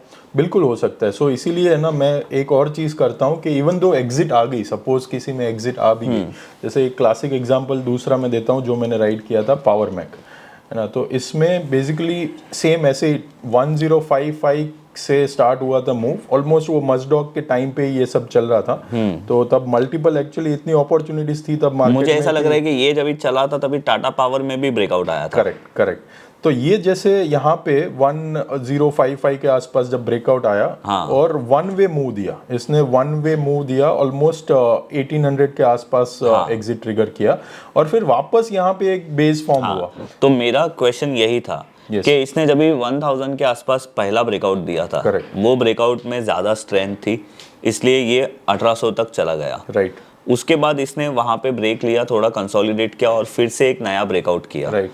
तो अगर ये ब्रेकआउट में हमको 100% रिटर्न मिला है, तो क्या वो ब्रेकआउट में भी 100% रिटर्न मिल सकता है? मिल सकता है, या उसकी स्ट्रेंथ कम हो जाती है? नहीं मिल सकता है। इसीलिए अंडरलाइंग फंडामेंटल तब बहुत इंपॉर्टेंट काम करते हैं। जब Right. ये हुआ था तब उसको जैसे 6,000 करोड़ का एक ऑर्डर मिला था अदानी से। तो अगर आपको पता है कि भाई अभी इसका से फॉर एग्जांपल अर्निंग्स 20 रुपए है, और ये ऑर्डर एग्जीक्यूट करने से उसका 40 रुपीज अर्निंग हो जाएगा, तो 2x अर्निंग हो गया, तो मेरा पोटेंशियल 100% रिटर्न है। बट ऐसे अगर उसका अर्निंग से 4 टाइम्स 5 टाइम्स ऑर्डर बुक आ गई उसकी, जैसे डिफेंस में हो रहा है अभी, राइट, तो उसका पोटेंशियल और ज्यादा है। ओके। और वो अगर कंपनी एक बार ऐसा ऑर्डर एग्जीक्यूट कर लेती है, या फर्स्ट टाइम ऐसा कोई ऑर्डर उसको मिलता है, तो ऐसा चांस प्रोबेबिलिटी बहुत ज्यादा है कि उसको बार बार ऐसी टॉप कंपनी से ऑर्डर मिलते रहेंगे। तो उसकी पूरी बैलेंस शीट स्ट्रेंथ चेंज हो जाती है, कंपनी की पूरी प्रोफाइल चेंज हो जाती है। वो आपको फंडामेंटल से ही पता चलेगा कि भाई हाँ इनहेरेंटली बिजनेस में क्या चेंज हुआ है। तो वो सिर्फ चार्ट से आपको नहीं पता चलेगा। Okay. इसीलिए है ना, आपको अंडरलाइंग बिजनेस में क्या हो रहा है वो एक एसेंशियल कंपोनेंट हो जाता है। तो अभी हम लोग वापस से आ जाते हैं अभी के एग्जांपल में। यस। अभी हम लोग देख रहे थे, आप बता रहे थे कि आपने जो भी स्कैनर आप यूज करते हो प्राइस वॉल्यूम का, उससे आपको ऐसा लग रहा है कि फार्मा स्टॉक्स में कुछ हो रहा है। राइट। तो आपने फिर कुछ फार्मा स्टॉक्स के चार्ट्स देखे। राइट। तो अभी हम लोग कोई एक स्टॉक को और डीप डाइव इन करते हैं कि भाई और अभी आगे क्या करते हो आप। समझो अभी आपने लिंकॉन फार्मा को सिलेक्ट किया, तो उसके बाद क्या? राइट। सो उसमें बेसिकली आप देखते हो कि फंडामेंटली सेक्टर में क्या हो रहा है। अगर एक सेक्टर बास्केट आप ले रहे हो, जैसे डिफेंस जब पिकअप हो रहा था, तो मैंने देखा कि यार डिफेंस में ऐसा क्या हो रहा है, मतलब इतने सालों से कुछ नहीं हुआ था, अब सडनली कोचिन शिपयार्ड में, मस्डॉक में क्या हो रहा है, HAL में क्या हो रहा है। तो मैंने गवर्नमेंट की वेबसाइट्स देखी, उसका लिटरेचर पढ़ा, सेक्टर रिपोर्ट्स पढ़े, तो समझ में आया कि यार पूरा आत्मनिर्भर भारत का जो पुश था वो एक्चुअली इंडियनाइजेशन हो रहा है पूरा। मैंने इस पे एक मेरे यूट्यूब चैनल पे वीडियो भी बनाया, पूरा आत्मनिर्भर भारत डिफेंस प्ले, तब के टाइम पे, ये रियल टाइम अगस्त में मैंने वीडियो वो बनाया हुआ है। तो तब मैंने पूरा ये रिसर्च मैंने उसमें डीप डाइव किया था कि भाई इसमें ये सेक्टर मूव हो रहा है, PLI स्कीम आ रही है और धीरे धीरे ऑर्डर बुक आ रही है, और मेजर बेनिफिशियरी जो है ये 3 प्लेयर है, क्योंकि काफ़ी सारे एयरक्राफ्ट के कंपोनेंट जो बाहर से इंपोर्ट करते हैं वो HAL कर रहा है, काफ़ी सारे मरीन की जो चीज़ें हैं वो कोचिन शिपयार्ड और मजडॉक से कराई जा रही है, और मेजर चंक जो अपना डिफेंस इंपोर्ट का है वो ये सेक्टर्स में कॉन्सेंट्रेटेड है। तो उससे पता चला कि हाँ यार, ये 2-3-4 टाइम्स ऑर्डर बुक हो रही है, तो स्टॉक में फंडामेंटली भी मूव आने वाला है। तो अगर अभी मेरे को अभी देखना है कि अभी आप जैसे आपने ये बताया, तो अगर आप मेरे को फंडामेंटल के कुछ पॉइंट्स बताओ कि जो आप ध्यान देते हो, जैसे अभी हम लोग फार्मा देख रहे हैं, तो आप कोई भी एक फार्मा कंपनी का अभी एक एग्जांपल लीजिए और आप मुझे बताइए कि उसमें हम लोगों को फंडामेंटल्स पे जो फ्रीली मार्केट में अवेलेबल है कौन से पॉइंट्स पे ध्यान देना चाहिए। हाँ, तो बेसिकली है ना, अल्टीमेटली अर्निंग्स जो है वो होली ग्रेल है इन्वेस्टिंग का या फंडामेंटल्स का, जो भी बोलो। इवन जो भी प्राइस एक्शन हो रही है वो भी फ्यूचर अर्निंग्स में कोई भी चेंजेस आता है उसकी वजह से होती है। तो वो अर्निंग्स देखने के लिए 4 चीज़ें देखनी पड़ती है। फर्स्ट आप देखते हैं सेल्स ग्रोथ, कि भाई ऐसा क्या हो रहा है जिससे कंपनी अपना सेल्स ग्रो कर पाएगी। क्या ये नया प्रोडक्ट लॉन्च कर रही है, या नया ज्योग्राफी में कोई जा रही है, या फिर कोई कॉम्पिटिटर का मार्केट शेयर ले रही है, क्या हो रहा है उसमें, सेल्स कहाँ से आएगा। तो वो देखने के लिए सबसे ईजीएस्ट तरीका है, आप पहले तो आप कोई भी जो डिस्क्लोजर आती है, कॉर्पोरेट डिस्क्लोजर जो एक्सचेंजेस पे आते हैं, उसमें आप रिसेंटली देखो, काफ़ी बार उसमें से ही आपको क्लू मिल जाती है कि भाई ये कोई नया केपेक्स लॉन्च कर रहे हैं, या नया प्लांट डाल रहे हैं, या उसको कोई क्लाइंट का ऑर्डर मिला है, तो उससे आपका सेल्स बढ़ने वाला है, राइट। तो जैसे हम पावर मैक की बात कर रहे थे कि अगर अदानी का ऑर्डर उनको मिला, 6000 करोड़ का ऑर्डर था, तो उससे उनकी विजिबिलिटी और सेल्स इम्प्रूव हो जाएगी। सेकंड चीज़ आप देखते हो कि उसका ऑपरेटिंग लिवरेज, कि भाई एक आपका प्लांट है जो 50% कैपेसिटी पर चल रहा है, उसका एक फिक्स्ड कॉस्ट है, सैलरी दे रहे हो आप, उसका जो भी मेंटेनेंस है, या फिर आपकी जो भी फिक्स्ड HR फंक्शंस है, IT फंक्शंस है, उसको सब आप कॉस्ट दे रहे हो। तो वो 50% यूटिलाइजेशन से वो प्लांट सपोज 70-80% यूटिलाइज होना शुरू हो जाए, तो आपकी फिक्स कॉस्ट तो सेम है, तो आपका इमीडिएटली अर्निंग्स उससे बढ़ जाएगा। तो वो सेकंड पॉइंट आप देखते हो कि भाई ऐसा कोई ट्रिगर है जिससे मेरा ओवरऑल कंपनी का यूटिलाइजेशन बढ़ रहा है। और थर्ड चीज़ मैं देखता हूँ मार्जिन प्रोफाइल, राइट। तो मार्जिन प्रोफाइल काफ़ी अलग अलग चीज़ों से देख सकते हैं। मैं क्या करता हूँ, कोई भी कंपनी जो मेरे रडार में आए मैं उसको वॉच लिस्ट में रख देता हूँ, और फिर ये टाइमलाइन फीचर स्क्रीनर में भी है, तिजोरी में भी है, काफ़ी सारी फ्रीली अवेलेबल वेबसाइट्स में भी है, इवन आजकल ट्रेडिंग व्यू में भी आपको थोड़े बहुत ये सब फीचर्स मिल जाते हैं। बट एसेंशियली जो भी फीड आती है ये कंपनी की न्यूज़ की, तो उससे मैं सोचता हूँ कि भाई ये कंपनी का मार्जिन कैसे बढ़ सकता है। मार्जिन 2 ही चीज़ों से बढ़ सकता है, अगर डिमांड वो प्रोडक्ट की ज़्यादा है तो वो ज़्यादा चार्ज कर पाएगा, आपका कॉस्ट फिक्स्ड है, आप ज़्यादा चार्ज कर रहे हो तो मार्जिन आपका बढ़ गया। दूसरा है कि मेरा रॉ मटेरियल प्राइसेस कम हो रहा है, राइट। जैसे अभी रिसेंटली गुजरात अंबुजा एक्सपोर्ट में हुआ कि मेज़ का प्राइस क्रैश हो रहा है, तो आपका रॉ मटेरियल ही मेज़ है, उसका प्राइस क्रैश हो रहा है, तो आपका मार्जिन बढ़ने वाला है, इसलिए उसके प्राइस बढ़ रहे हैं, राइट। सेम वे अभी LT फूड्स और आप ये राइस वाले स्टॉक रिसेंटली दावत और ये सब, तो उसमें क्या है कि वो बॉर्डर अरेबियन कंट्रीज का खुल गया, तो उससे क्या आपकी सेल्स बढ़ सकती है, राइट। तो वो एक ट्रिगर था कि भाई मेरा सेल्स ग्रोथ यहाँ से पॉसिबल है। सो दैट वे आप उसका रीजन फाइंड करोगे, भाई ये क्यों हो रहा है, क्या इससे मेरी अर्निंग्स इंप्रूव होगी या नहीं। सो बेसिकली आपको ये सोचना है कि जो भी ट्रिगर है या न्यूज़ है उससे मेरी अर्निंग्स इंप्रूव होगी कि नहीं, राइट। सो दावत में और ये सब LT फूड्स में ये ट्रिगर था कि आपकी सेल्स ग्रोथ पोटेंशियल है, और आपका प्रोडक्शन एक फिक्स्ड कॉस्ट तो है ही, तो वहाँ पे ऑपरेटिंग लिवरेज भी आपका बढ़ सकता है। तो ऐसा कोई ट्रिगर है जहाँ पे ये न्यूज़ की वजह से मेरा मार्जिन इंप्रूव हो सकता है, वो थर्ड फिगर है। काफ़ी सारी कंपनीज ऐसी होती है कि बहुत ज़्यादा डेट लेके रखा है, कोई सीमेंट कंपनी है या बड़ी शुगर कंपनीज में ये सारा काफ़ी सारी बार होता है, तो उनको क्या फिर वो डेट रीपे करके वो इंटरेस्ट कॉस्ट कम करेंगे तो उसका अर्निंग्स इंप्रूव हो सकता है कि नहीं। तो ये 4 चीज़ें के अराउंड आप सोचो कि भाई अभी अर्निंग्स कहाँ है और कहाँ जा सकता है। आपको परफेक्ट होने की ज़रूरत नहीं है, अप्रॉक्सीमेट आपको पता चल जाए कि मोटा मोटा 2x हो सकता है, 3x हो सकता है, 30% इंक्रीज हो सकता है, 50% इंक्रीज हो सकता है। तो उससे आप रिलेट कर पाओगे कि कितना प्राइस्ड इन ऑलरेडी हो चुका है और आपका ट्रेंड और कितना चल पाएगा पोटेंशियली। तो उससे आप आपकी एग्जिट स्ट्रेटजीज कैलिब्रेट कर सकते हो, उसको आप टाइम फ्रेम कैलिब्रेट कर सकते हो। वो एक अंडरस्टैंडिंग एक बार आ जाए तो आपका कन्विक्शन बढ़ जाएगा। छोटा सा 3% डाउन मूव आया तो आप घबरा नहीं जाओगे कि यार मैंने ये पोजीशन बनाई, ये 3% डाउन हो गया, अब मैं क्या करूँ, राइट। तो वो काफ़ी जनरली वो प्रॉब्लम होती है। काफ़ी सारे लोग जो सिर्फ न्यूज़ बेस या जस्ट ऊपर ऊपर से जो ट्रेड लेते हैं उनको पता ही नहीं होता है कि क्या होता है। अब शॉर्ट टाइम फ्रेम में ये सब चलता है क्योंकि आपको पता चलना भी जरूरी नहीं है कि भाई वो 30% ग्रो करेगी कि नहीं, बट आप जब पोजिशनल करते हो या स्लाइटली लॉन्गर टाइम फ्रेम करते हो तो वो ट्रेंड कितना स्ट्रांग है वो पता चलना बहुत इंपॉर्टेंट हो जाता है। तो मतलब आप स्टॉक सिलेक्शन के लिए वो प्राइस और वॉल्यूम देखते हो वीकली बेसिस पे कि कौन से स्टॉक्स में बढ़ रहा है, और आप ये ध्यान देते हो कि वो डेली हो रहा है या नहीं हो रहा है। उसके बाद आप स्टॉक्स के मतलब वो सेक्टर्स को आइडेंटिफाई करते हो कि अगर किसी सेक्टर में एक साथ बहुत सारे स्टॉक चल रहे हैं तो आप वो सेक्टर को डीप डाइव इन करते हो, और बाद में वहाँ पे देखते हो कि कौन सा स्टॉक ज़्यादा स्ट्रांग है, टेक्निकली कौन सा स्टॉक ज़्यादा स्ट्रेंथ दिखा रहा है, उसको आप प्राइस एक्शन के हेल्प से देखते हो। और अगर एक बार आपने स्टॉक सिलेक्शन कर लिया तो आप उसके फंडामेंटल्स की चीज़ों के बारे में समझने की कोशिश करते हो, जैसे आपने अभी ये अर्निंग्स के बारे में बताया वो हिसाब से। और अभी आपने मुझे बताया कि आप शुरुआत में कुछ कम स्टॉक्स लेते हो, फिर आप पिरामिड करते हो, और बाद में आप जो स्टॉक चलते हैं उसमें आपकी पोजीशन ऐड करते हो, और जो नहीं चलते हैं वो रहते हैं, और बाद में अगर स्टॉप लॉस हिट हो गए तो निकल जाते हैं। और जैसे आपने कभी कोई स्टॉक खरीदा समझो 100 रुपीज पे, तो आपने कभी उसी दिन ये सोचा है कि भाई मेरा टारगेट ये रहने वाला है? मैं टारगेट काफ़ी लोग करते हैं एंड वो अच्छा साइंस भी है कि हाँ भाई बेस इतना है तो उसका 2x टारगेट हो गया। मैं ही करता हूँ वो चीज़। तो I try doing that again back to the same thing कि मेरे वो पर्सनालिटी को शूट नहीं किया, और काफ़ी बार मेरे स्टॉक मिस हो गए जो मल्टी बैगर 2-3x बनने वाले थे। मैं आपको मेरा एग्जांपल दूंगा, आप अपार इंडस्ट्री खोलिए। यस, मैं आपको बताता हूँ कि मेरी क्या गलती हुई है, मतलब मैं रडार में है, पब्लिकली बता रहा हूँ सबको कि मेरी से क्या गलती हुई। बाय द वे जो भी डिस्कस ये स्टॉक्स कर रहे हैं please don't take it as a recommendation. ये सब मैं तो देखो एकदम ही मैं केस तो स्टडीज हम कर रहे हैं। मैं तो अभी अच्छा अभी आप इसमें से सब डिलीट कर दीजिए और आप इसको मंथली चार्ट करिए। मैं आपको बताता हूँ मैंने क्या किया अपार में, थोड़ा और पीछे आइए इसमें, थोड़ा ये मंथली चार्ट है। ओके, तो ये अपार का डेटा कम हो रहा है यस, ये मल्टी टाइम फ्रेम ब्रेकआउट ही है यहाँ पे। आई थिंक क्या प्राइस था ये? 873। हाँ, ये प्राइस पे मैंने मतलब 950 के आसपास मैंने एंट्री की थी क्योंकि ये मेरा स्टाइल है। यस, और अगर आप इसका बेस का टारगेट कैलकुलेट करोगे तो इसका टारगेट कब का हो चुका है? हाँ मतलब तो ये पॉइंट में निकल गया। अब ऐसा बहुत बार हुआ है कि मैंने कोई स्टॉक पे निकाला और उसके बाद वो और डबल चल गया।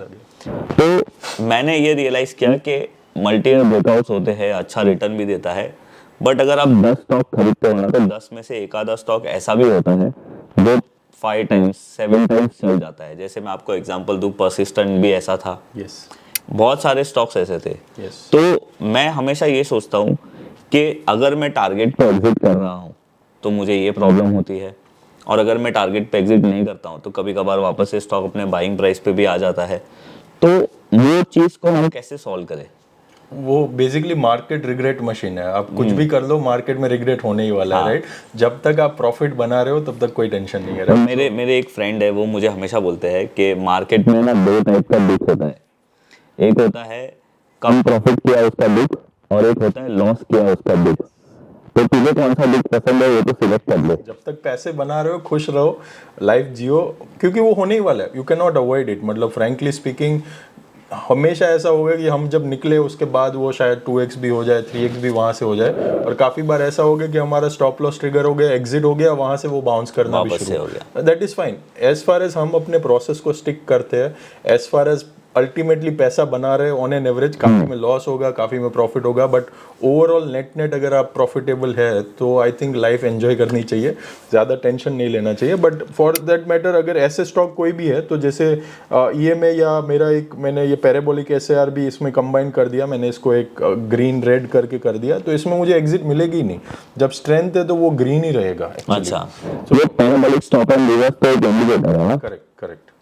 तो वो पैराबोलिक SAR और वी स्टॉप को मैंने एक्चुअली एक इसमें कंबाइन कर दिया ये इंडिकेटर में। तो मैं कंबाइंड इसको स्ट्रेंथ देखता हूँ, और मेरी पोजीशन साइजिंग भी उसमें मैंने एम्बेड कर दी। ABC में पोजीशन जैसे पिरामिड करना है वो कर सकते हो। तो जनरली आप एक स्टॉक में कितनी बार पिरामिड करते हो? अब मैं अप टू 5% लेके जाता हूँ उसको। मतलब आप शुरू करते हो 0.70 से 0.5 to 1% से स्टार्ट करता हूँ। और इंक्रीमेंटली अगर फंडामेंटल मुझे कन्विक्शन है कि भाई बहुत स्ट्रॉन्ग स्टॉक है तो 1% से पिरामिड करता हूँ। अगर मुझे थोड़ा कन्विक्शन नहीं है, न्यूज़ थोड़ा सा मतलब इतना स्ट्रॉन्ग न्यूज़ नहीं है, तो थोड़ा कम पोजीशन साइजिंग करता हूँ। तो एग्जिट के लिए आपने जो बताया कि आप ये 21 सिंपल मूविंग एवरेज यूज करते हो और दूसरा आपने या 21 इतना फ्रीक्वेंटली नहीं यूज करता हूँ, generally we stop parabolic SAR ज़्यादा यूज करता हूँ। आई एम सेइंग कि ये में सिंपलेस्ट जो स्टार्ट कर रहे हैं उसके लिए बेस्ट है, मतलब अगर ट्रेंड सही में पकड़ रहा है तो simplest tools also can help you to exit in a nice way. It is still better कि आपका वो पूरा पैसा चला जाए और स्टेज 4 में आप आ जाओ और पूरा डाउन ट्रेंड में आ जाओ, उससे अच्छा है कि एटलीस्ट कुछ आपके पास एग्जिट सिस्टम होना चाहिए। बहुत बार मैंने ऐसा देखा है ना सर कि जैसे अभी आप ये इंडिकेटर को हाइड कर दीजिए, मैं आपको अपार में ये एग्जांपल देता हूँ।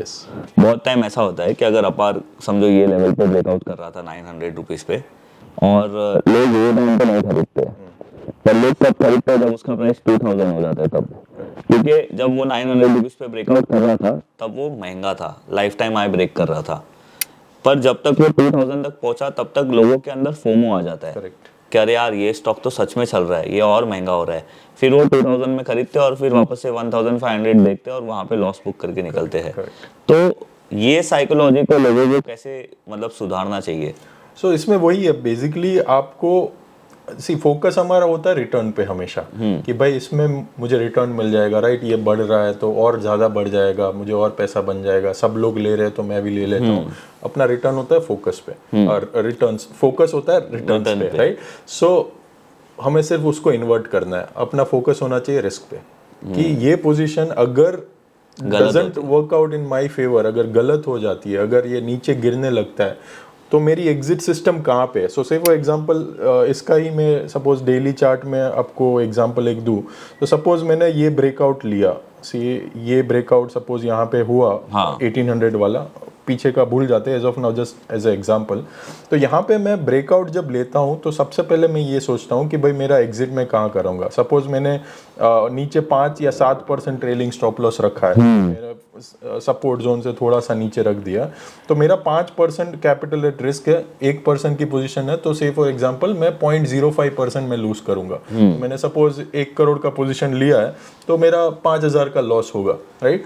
अब जैसे ही मैं यहाँ पे पोजीशन लेता हूँ तो मेरा सपोर्ट जोन तो यहीं पे है, और उसके मैं और करीब भी लाता हूँ, हल्का सा भी नीचे लाता हूँ, फिर भी मेरा रिस्क तो बहुत बढ़ गया ना। करेक्ट। तो मैं ये सोचता हूँ कि भाई मेरा अगर रिस्क ये पोजीशन में अगर से 10% है, यहाँ पे ऑलमोस्ट 200 रुपए का रिस्क है, मुझे एटलीस्ट अगर 2x रिवॉर्ड बनाना है तो मुझे 400 पॉइंट का मूव चाहिए, 400 रुपए का मूव चाहिए। क्या ये पॉसिबल है? क्या इसमें मुझे लेना चाहिए, या दूसरी काफी सारी कंपनीज ब्रेकआउट कर रही है जहाँ पे मेरे कम रिस्क में मैं एंटर कर सकता हूँ? तो ये क्वेश्चन हमारे माइंड में हमेशा आना चाहिए कि आपका रिस्क कितना है और उसके कंपेयर में रिवॉर्ड कितना है। क्योंकि आप अगर बहुत ज्यादा दूर चले जाएंगे आपकी सपोर्ट या जो भी आपकी एग्जिट जोन्स है, राइट, बिकॉज मैं जनरली फर्स्ट ट्रांच पे बिलो सपोर्ट लेता हूँ, उसके बाद इंडिकेटर यूज करता हूँ, क्योंकि इंडिकेटर काफी लैगिंग इफेक्ट देता है। अगर आप इनिशियली करोगे तो आप 15-20% फॉल पे आप वापस एग्जिट करोगे, which will give back lot of capital. तो इनिशियल 1 और 2 ट्रांच जब तक मैं प्रॉफिटेबल नहीं होता तब तक मैं नियरेस्ट सपोर्ट जोन यूज करता हूँ। तो फोकस यही होना चाहिए कि एज लो एज पॉसिबल मेरा रिस्क मैं कैसे रखूं। तो I keep it less than 9%। अगर 2 डिजिट मेरा रिस्क है तो मैं वो पोजीशन लेता ही नहीं हूँ कि यार ये बहुत मूव हो गया, क्योंकि इसी मार्केट में अपॉर्चुनिटीज आती रहेगी, अपार नहीं तो उसका भाई आएगा। ऐसा नहीं है कि भाई ये एक ही कंपनी ट्रेड हो रही है और ये एक ही कंपनी में लेना है मुझे, क्योंकि ये सोशल मीडिया में डिस्कस हो रहा है, सब लोग ये ले रहे हैं, तो ऐसा जरूरी नहीं है कि मुझे लेना है। राइट। मैं हमेशा ये सोचता हूँ कि हर साल 10 स्टॉक तो आराम से मिल जाएगा जो आपको अच्छा रिटर्न दे सके। अच्छा सर, आपका अब तक का सबसे बेस्ट रिटर्न कौन से स्टॉक में दिया है और वो रिटर्न कितना था? तो मेरा सबसे बड़ा जो मेगा रिटर्न वाला है वो विनती ऑर्गेनिक्स है। ये मेरे प्रोफेसर्स के साथ डिस्कस करके लिया था तब 60 रुपए में 2011 के आसपास। ओके। और फिर मल्टीपल एंट्री एग्जिट्स की based on my system monthly time frame पे, और एडिशन भी किया ऑन द वे। बट उसमें ओवरऑल अभी पूरा जर्नी करे तो 50x रिटर्न है। That is one of my biggest, अभी भी मेरे पोर्टफोलियो में 50x, या 50 गुना। यस। ओके। अभी भी मेरे पोर्टफोलियो में है as a disclosure, and it is not a recommendation अभी बाय करने का, बट नहीं, अगर अभी बाय करना है तो अगेन वही चीज है, risk to reward same you have to see the same process is important. Stock कौन सा है वो इंपॉर्टेंट नहीं है। राइट। सही है सर, अच्छा है। तो ये मैंने आपको इसलिए पूछा था क्योंकि बहुत लोगों को ऐसा कभी कभी होता है ना कि हम स्टॉक्स को कितना होल्ड कर सकते हैं, कितना नहीं होल्ड कर सकते हैं, ये तो चीज 13 अच्छी है। साल हो गए। और पोजिशनल में ये कोर वाला स्टॉक है। पोजिशनल में HEG में मैंने बनाया था almost 10x with in like almost 17 months या ऐसे। मैं आपको उसका चार्ट भी दिखाता हूँ। अच्छा। जो प्रोसेस ये समझिए ना, उससे आप काफ़ी रिलेट कर पाओगे कि भाई एक प्रोसेस होने से क्या फ़ायदा होता है। ऐसा नहीं है कि ऐसी स्टॉक्स आपको हर रोज़ मिलेंगे या बार बार मिलेंगे, बट जब मिलेंगे if you have a right process तो पूरा आप राइड कर पाओगे। जैसे यहाँ पे मैं आपको दिखाऊं HEG, समझ गया, आप बोलने से पहले मैं समझ गया इसमें क्या हुआ होगा। यहाँ पे पूरा ब्रेकआउट आया प्राइस हाँ, वॉल्यूम एक्शन राइट, का, right. And one way move from 346 rupees until here. यहाँ पे आपका ऑलमोस्ट मोटा मोटा एग्जिट। तो इसमें आपने अगेन एग्जिट वही आपकी क्राइटेरिया थी। Same nothing different. और आराम से मतलब आप एवरेज, आप ये जो भी कैंडल्स में बोल रहा था, न्यू हाइज में आप ऐड करते जाओ ऑन द वे अप, और आराम से पैसा बना। आप simplest of the simplest indicator भी यूज करो, ये देखो पूरा ग्रीन है इस जोन में, और जैसे ही रेड आ जाता है आपको एग्जिट कर देना है। करेक्ट। तो जब सर पहला रेड आता है आप पूरा एग्जिट कर देते हो? हाँ, तो जनरली जब बड़ा पैसा बन गया है, हाँ। तो दो चीज़ें होती है। अगर फंडामेंटली आपको लग रहा है कि यहाँ से भी स्टीम है तो आप 50% एग्जिट कर सकते हो। तो इसीलिए मैंने अब जैसे पोजीशन साइजिंग बाइंग में है, इसमें भी XYZ एक पोजीशन साइजिंग की है। बट अगर बिग चंक बन गया, बहुत ज़्यादा साइक्लिकल है, तो साइक्लिकल में मैं प्राइस वॉल्यूम एक्शन को ज़्यादा वेट देता हूँ कि भाई इसमें भाव भगवान है। क्योंकि मतलब साइक्लिकल्स में क्या है, वो फ्यूचर में जो ड्रॉ डाउन आता है, एक क्वार्टर के बाद आएगा वो बहुत बड़ा ड्रॉ डाउन आता है, जिसमें इसमें भी आप देखोगे HEG में जब एग्जिट टेक्निकल्स बता रहा था तब पीक प्रॉफिट था कंपनी का। हाँ। तो आप सोचोगे कि यार फंडामेंटल्स आर इंटैक्ट, सब कुछ बढ़िया है, तो फिर क्यों गिर रहा है। या तो कोई लोग एवरेज डाउन भी करते कि यार मैं और ले लेता हूँ, बढ़िया प्रॉफिट बना रहा है, बट नेक्स्ट क्वार्टर पता चलता है कि पूरा प्रॉफिट में से वाइप आउट होके लॉस हो गया है। वही मैं बोल रहा था कि आपके फंडामेंटल्स खराब होने के लिए एक क्वार्टर का वेट करना पड़ेगा। तब तक तो 50% हाँ, तब तक स्टॉक 50% गिर जाता है। 10x बनाया है तो उसका सीधा 5x हो जाएगा। तो ये चीज हमने जो शुरुआत में भी डिस्कस की थी कि प्राइस डिस्काउंट एवरीथिंग, तो ये बहुत बड़ा मेरा लर्निंग था, क्योंकि पहले मैं जब कर रहा था यही गलती कर रहा था कि भाई जब न्यूज़ आ रहा है तो मैं देख रहा हूँ, तब तक तो पूरा गांव अंदर लेके बैठा हुआ है। नहीं सर, आज आपने मेरे लिए भी मतलब एक अलग आपने प्रोस्पेक्ट बताया कि भाई हम टेक्निकल्स को फंडामेंटल्स के साथ कैसे मैच कर सकते हैं और कैसे हम हमारे स्टॉक में कॉन्फिडेंटली होल्ड करके थोड़ा ज़्यादा रिटर्न कमा सकते हैं। और सर मैं हमेशा हमारे गेस्ट से एक क्वेश्चन पूछता हूँ कि अगर किसी को भी फुल टाइम ट्रेडर बनना है या इन्वेस्टर बनना है तो वो बन सकता है, और उसे कितना टाइम लगाना चाहिए? बिल्कुल बन सकते हैं। उसके लिए एक ब्रिज बहुत इंपॉर्टेंट है। एक आपकी है ना, जो इनकम पैसिवली आना शुरू हो जाए, या इवन आपको ट्रेडिंग करते हैं जिसमें पैसिवली नहीं आती है बट आपको हर रोज करना पड़ता है, बट एक कॉन्फिडेंस आना चाहिए कि मैंने across the market cycle I am able to make money और एटलीस्ट सर्वाइव। क्योंकि मार्केट काफ़ी बार जब ट्रेंडिंग में होता है तो सब पैसे बनाते हैं, बट जब साइडवेज हो जाता है या डाउन ट्रेंडिंग में फिर भी आप शॉर्ट करते हो तो पैसे बना सकते हो। बट एक टाइम फ्रेम जो नॉन ट्रेंडिंग का आता है, जैसे 2010 से 12 के बीच में आया था, 17-18 में ऐसा आया था, जैसे ही बजट खत्म हुआ था पूरा मार्केट खराब हो गया था। तो वो टाइम पे अगर आप कैश फ्लो बना पाते हो या सर्वाइव कर पाते हो, एंड वो सर्वाइवल के लिए आपके पास एक रेगुलर कैश फ्लो है, तभी जॉब छोड़नी चाहिए। क्योंकि उसका सबसे बड़ा रीज़न ये है कि आपके इमोशंस आपको खा जाते हैं। जब आपका वही सोल सोर्स है ना, तब आप रिवेंज ट्रेडिंग करोगे, आप मार्केट को जहाँ पे ट्रेड नहीं मिल रहा है वहाँ भी पुश करोगे, जहाँ पे इन्वेस्टमेंट आइडिया नहीं है, वो इन्वेस्टेबल कंपनी नहीं है, वहाँ भी आप पैसा लगाओगे, और उससे गलतियाँ और बढ़ेगी। तो वो इमोशनल जो बैलेंस जब स्टेट आता है कि हाँ भाई कुछ भी हो जाए मार्केट को मुझे नहीं फर्क पड़ता, वो स्टेट जब आ जाए, वो कैश फ्लो जब बनने लगे, तभी मार्केट छोड़ना चाहिए। अदरवाइज एक कैश फ्लो आता है तो एक कुशन भी रहता है ना कि भाई आप डाउन मार्केट है, इन्वेस्ट कर रहे हो तो आप ज़्यादा बाई भी कर सकते हो। कोविड जैसे टाइम में आपके पास अगर कैश फ्लो हो तो आप डिप्लॉय करो, आपका 2-3x बन जाएगा। ट्रेडिंग भी कर रहे हो तो आपका मेंटल पीस रहेगा कि भाई हाँ कुछ चल रहा है already, if this doesn't work out I have a backup plan. तो लाइफ में वो प्लान भी ऑफ कोर्स ऑलवेज हेल्पफुल रहता है। उससे भी इंपॉर्टेंट चीज़ काफ़ी सारे लोग इग्नोर करते हैं लर्निंग पार्ट का, कि भाई मैं कुछ भी कर दूंगा मार्केट में तो पैसे बनते ही है। वैसा नहीं होता। तो पहले आप समझो, सीखो, कोई मेंटर के साथ आप थोड़े टाइम सिंक करो, और फिर जब कॉन्फिडेंस आया तो धीरे धीरे ये ब्रिज बनाना शुरू करो, बट वो सीधा जंप करने वाला तो पॉइंट बहुत ही डेंजरस है in my view. Thank you sir, आपने आज हमारे व्यूअर्स को और मुझे बहुत सारी चीज़ें के बारे में पता चला आज, फंडामेंटल्स पॉइंट्स के बारे में, उसके लिए थैंक यू।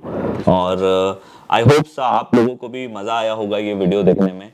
देखो मेरा ये वीडियो बनाने का इंटेंशन बहुत क्लियर होता है। मैं आप लोगों के सामने ऐसे पर्सन लेके आ रहा हूँ जो मार्केट में बहुत साल से काम कर रहे हैं और अभी वो प्रॉफिटेबल काम कर रहे हैं, और उन्होंने अपनी अपनी पर्सनल स्टाइल डेवलप की है और वो हिसाब से वो काम कर रहे हैं। तो आपको भी ये जानना बहुत ज़रूरी है। आज के वीडियो में से मेरे लिए तो सबसे ज़्यादा बड़ी लर्निंग ये है कि फर्स्ट नो योरसेल्फ, आप क्या हो और आपको क्या पसंद है वो, उसके बाद आप देखो कि आपको स्टॉक मार्केट में क्या चीज़ करना है। बिकॉज एक इन्वेस्टर भी बहुत बड़ा पैसा कमा सकता है, एक ट्रेडर भी बहुत बड़ा पैसा कमा सकता है, बट पहले आपको ये पता लगाना पड़ेगा कि आप एक इन्वेस्टर टाइप के पर्सन हो या आप एक ट्रेडर टाइप के पर्सन हो। तो वो क्वेश्चन आपको खुद पूछना है, वो रिसर्च आपको खुद करनी है आपके बारे में, और उसके बाद आपको लर्निंग करके मार्केट में आना है। तो सर थैंक यू आपको, आपने मुझे टाइम दिया और हमारे व्यूअर्स के लिए इतना सब कुछ बताया। अगर हमारे व्यूअर्स को कुछ आपसे क्वेश्चन हो तो वो कहाँ पे कर सकते हैं? नहीं, वो मेरे ईमेल पे कर सकते हैं, connect@vivekmashrani.com। मेरा वेबसाइट भी है, उनको कोई मटेरियल देखना है, यूट्यूब चैनल भी है, काफ़ी सारे ये सब वीडियोस में शेयर करता हूँ। रियल टाइम काफ़ी सेक्टर एनालिसिस भी किया है, तो शुगर सेक्टर है, फिर ऑटोमोबाइल सेक्टर जब लास्ट ईयर ट्रेंड कर रहा था, फिर अपना ये पूरा आत्मनिर्भर भारत का जो प्ले था वो पूरा किया था। तो पॉइंट इज़ कि बस आप कनेक्टेड रहिए, काफ़ी सारे मीडियम से। आजकल टेक्नोलॉजी का यही फ़ायदा है कि सब जगह कनेक्ट हो सकते हैं, इजीली कनेक्ट हो सकते हैं। और ट्विटर पे थोड़ा ज़्यादा एक्टिव रहता हूँ, आप भी ट्विटर पे काफ़ी एक्टिव रहते हैं, तो that is the place again they can connect. काफ़ी सारे लोग डीएम करते हैं, उनको भी आंसर करता हूँ, तो इट्स अ म्यूचुअल जर्नी। और एज ए इन्वेस्टर और ट्रेडर आई थिंक कम्युनिटी अपना काफ़ी एक्टिव है और एक दूसरों को काफ़ी लोग हेल्पफुल करते हैं। And I want to personally again acknowledge your initiative. जो आप कर रहे हो बहुत कम लोग कर पाते हैं, और जो आप मैसेज काफ़ी सारे लोग का जो इन्वेस्टर ट्रेडर कम्युनिटी तक पहुंचाते हो, दैट इज समथिंग अमेजिंग। तो ये I think for generations to come लोगों को हेल्पफुल होगा। So thank you so much for doing. Thank you sir, thank you, आपने अप्रिशिएट किया उसके लिए। और आप लोगों को भी थैंक यू। अगर आप अभी तक ये वीडियो देख रहे हो तो आप वीडियो को लाइक जरूर करिए। अगर आपको लग रहा है कि ये वीडियो में आपने कुछ नई चीज़ सीखी है तो अपने फ्रेंड्स और फैमिली के साथ ये वीडियो ज़रूर शेयर करिए। और सर की जो भी सोशल मीडिया लिंक है वो मैं नीचे डिस्क्रिप्शन में डाल दूंगा, आप सर से कहीं पे भी डायरेक्ट कनेक्ट हो सकते हो। और अगर आपने हमारा अभी तक चैनल सब्सक्राइब नहीं किया है तो आप हमारे चैनल को ज़रूर सब्सक्राइब करिए और सर के चैनल को भी ज़रूर चेकआउट करिए। सर भी बहुत अच्छे अच्छे वीडियोज़ वहाँ पे बनाते हैं। एक बात मैं आप लोगों को बोलूँगा कि आप लोगों को वहाँ पे कोई टिप नहीं मिलेगी, आप लोगों को वहाँ पे लाइफ लॉन्ग लर्निंग मिलेगी जिसका आप फ़ायदा उठा सकते हो अपने आने वाले ट्रेड के लिए या फिर अपने वेल्थ क्रिएशन के लिए। तो ये चीज़ आप ज़रूर ध्यान में रखना। और बस ये था हमारा आज का ये पॉडकास्ट। और सर मज़ा आया मुझे आपके साथ। और हम अगर इन लोगों का वापस से कोई डिमांड आता है तो हम एक वीडियो जरूर बनाएंगे फिर से आपकी कोई दूसरी स्ट्रैटेजी के ऊपर। तो बस आप लोगों ने अगर सब्सक्राइब नहीं किया तो फिर सब्सक्राइब कर दीजिए। मैं मिलूंगा आप लोगों को ऐसे ही कोई नेक्स्ट पॉडकास्ट में, तब तक के लिए bye bye. Thank you so much.